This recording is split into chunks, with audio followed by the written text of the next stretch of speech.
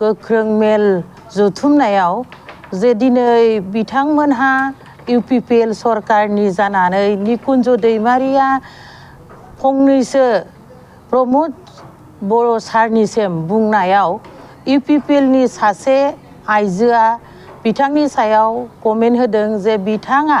सरकार मारै नङा होनना बुंदों नाथाय सरकारा गमायनो नंमारामोन जे बेखौ लिलि हटेलाव लांनानै BJPजों बिथांमोनहा जयै सावरायलायनानै जेननाय सरकारानो जेरै जोंनि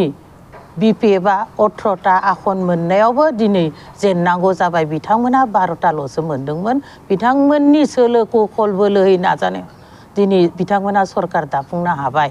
बेखौ बुंदोंमोन आरो फारसेथिं बुंबावदों न'खर न'खर साखरि होगोन होननानै बे न'खर न'खर साखरि होनो हायैयानो जाहैबाय मा बिथां आइजो UPPLनिया बुंदों जे दाउ अमा फिनो होनाय राननाय बेनो सरकारनि सासे जब होनानै दैदेनलांनो जिउ राहा लामानि होनाय जादों होनना बे एकदम नंखायथार जोंनि जाय सुबुं लाइमोन सेंग्रासा सिख्लासाफ्रा इसिबां गोरों रोंगौथि गोरों लेखा गियान आरजिनायजों लोगोसे साखरि मोनाब्ला दाउ अमाखौ जोंनि गोदो गोदाय आजै आजौ दिननिफ्रायनो फिसिनानै जोंनि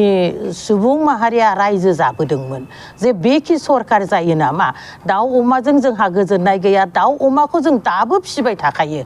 सरकार थाब्लाबो गैयाब्लाबो जों न'खर न'खर दाउ अमाखौ मोननो हागोन जे बे दाउ अमाजोंल' जिउ जिंखुंलांनो हानाय राहा लामा जाया आरोबाव बिथांमोनहा बुंबावदों जे दायो जितु PMI बडिनि न'खरनि सोमोन्दै सावरायनायाव बेखौ जों बुंनो गोनां गैया गासै रायजो राजा सुबुं माहारियानो नुखादों हाथाय गनाय मावनाय बादि लोहो लोहो वाल मावनायखौ सुबुं माहारिया नुखादों दा आरो मा बुंनांगौ दं बेयावलाय दा बिथांमोनखौ जों गाज्रियै सोंखारिनानै रावबो सासे प्राइमारिनि प्रेसिडेन्ट सेक्रेटारि सोरबा जिल्लानि बेबादि मख'नानै थांखिनानै बुंनाय जायाखैमोन नाथाय जोंनि दानि सोलिबाय थानाय प्रमोद बर' सरकार UPPLनि मुरब्बी सारखौसो बुंनाय जादोंमोन नाथाय बिथांमोनहा लाजिनांगौनि जेबो बाथ्रा गैया मोनसे समाव जोंनि BPF सरकारा थानाय समाव BPF सरकारखौबो बिथांमोनहा UPPLआ गोबां गाज्रि सोंखारिनानै बुंदोंमोन नाथाय बेयाव जोंनि सुबुं माहारिया रावबो कमेन्ट होफिनाखैमोन गाज्रियै बुंफिराखैमोन खेंफोरथि होफिराखैमोन बिनि थाखायनो जों बे खेंफोरथिखौ लाबोनाय जादों जायासैना गिबियावनो आंनि अननाय आरो सिबिनाय खुलुमनायखौ बयनिसिम जासिहरग्रोनाय थाबाय दिनैनि दिनाव राजनितिकनि दोलोआव बयहाबो बुंलायनाय मोन्थाय दं बे नंगौ खिन्थु दाखालि 9 अक्ट'खालि जाना थांनाय जोंनि कर्महाला महिलानि जुथुमाव जिल्लाया खुंनाय जुथुमाव जे बेयाव सासे जुगामि होननाय UPPLनि आइजोआ निकुन्ज दैमारिखौ गोबां खोथा बुंदों जे गोबां खोथा बुंनाया बेनो बिथाङा दिनै मानो UPPLआ सरकार नङा बुंनायनि सायाव बुंदों नंगौ गमायनो UPPLआ सरकार नंमारा जे नंमारा मानो बेयावनो रोखा फोरमान जे दाउ हांसो फिसा दाउ फिसा बोरमा फिसा अमा फिसा रानबानो जे बे न'खर न'खर साखरि होनाय सरकार जाया बेखौनो बुंनो थांदों बिथाङा जे जोंनि दिनैनि दानि लाइमोन सेंग्रा सिख्लासाफोरा गोरों रोंगौथि गियान लानाय सुबुंफोरा जे दिनै बे साखरि होननानै मोनाब्ला दिनै साखरिनि मोनथायखौनो फोजोबस्रांबाय बिथांमोना जे मोनसे समाव BPFनि जि सरकार दंमोन बेफोराव 4 ग्रेड 3 ग्रेड गासैखौबो होनो हानाय मोनथाय आरो गोहोआ दंमोन नाथाय बिथांमोनहा दाउ अमा न'खर न'खर राननानैनो सुबुङा जिउ खुंथों राहा लामा लाथों होननानै बुंदों बे नंखायथार गोदो गोदाय आजै आजौमोननि दिननिफ्रायनो सुबुं माहारिया बेफोरखौ फिसिनानै जिउ आरो राहा खुंबोखानायखा बेखौ बिथाङा बुंनो गोनां जेबो खोथा गैया बेखौ जों दाबो फिसिगासिनो दाबो फानगासिनो बेफोरखौ बेफार फालांगियावसो लायो जों सुबुं माहारिया जे दिनै सरकार मा मावदों मा मावाखै बेखौहाय बुंनो हानाय राजखान्थि दोलो हान्जाया बयहाबो मोनथाय आरो अधिकार दं जे दिनै जों बेखौनो दुखु मोनदों जिल्लानि आइजो बा जिल्लानि जुथुम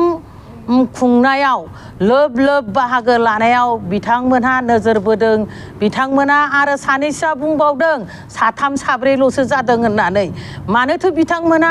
न'यं सिङाव हाबनानै मानो नायासै साथाम साब्रैमोन ना साबामोन बेयाव जोंनि सुबुं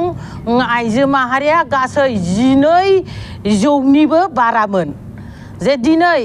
बयहाबो माने बेयाव लोब लोब बाहागो लादों बिथांमोना बुंबावदों सोरबा सुबुङा कमेन्ट होदों बेयाव रां राहा रानदों नामा होननानै जोंहा बेबादि सरकार गैया आरो रां राहानि थाखाय जोंहा जेबो नांगौथि गैया जों गावबा गावनो रां राहादोंनो बयबो लोब लोब लैहोर लैहोर फैनानै बे कर्महाला जुथुम्माखौ जाफुंसार होनो हादों जे दिनै पलिटिक्सनि बेलायाव निकुन्ज दैमारिखौ सासे आइजो UPPLनिया होखारगोन मागोन गोख्रों राहा लामा लागोन बिदि बुंनायाव जों दिनै गासै BPF दोलोनि आइजो माहारिया दुखु फोरमायदों जे नोंथाङाबो सासे आइजो नोंथांखौबो बेबायदि गुबुना बुङोब्ला नोंथाङाबो दुखु मोनगोन गाज्रि मोनगोन नाथाय बेबादिखौ जों रावबो बुंलायनांगौ गोनांथि गैया राजनितिकनि बेलायाव दान्थे बिदिन्थिया जालायखाबाय थाखायो सोलिखाबाय थाखायो बे दानि नङा सिगांनिफ्रायनो सोलिबोखानाय बिनिखायनो होखारलायनो हानाय सोरखौबा जुगुमलायनो हानाय बेफोर गोहोखौ सोर होखो नोंथांनो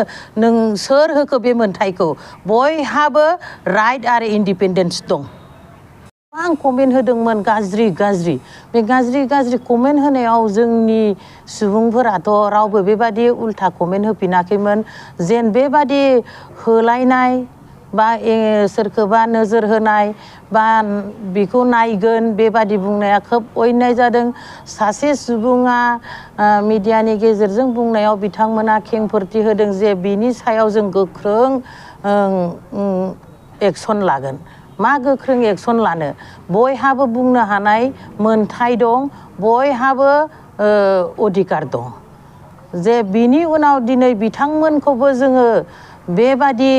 खेंफोरथि होनो होआखैमोन रायजो राजायानो नुखानाय रायजो राजायानो मोनथिखानाय रायजो राजायानो मा खालामनांगौ मा खालामनाङा बेयाव बयहाबो गावबा गाव बिबेक आरो गियान दंखायो जाथ'बाय बेनिखायनो आं खावलायनो सानदों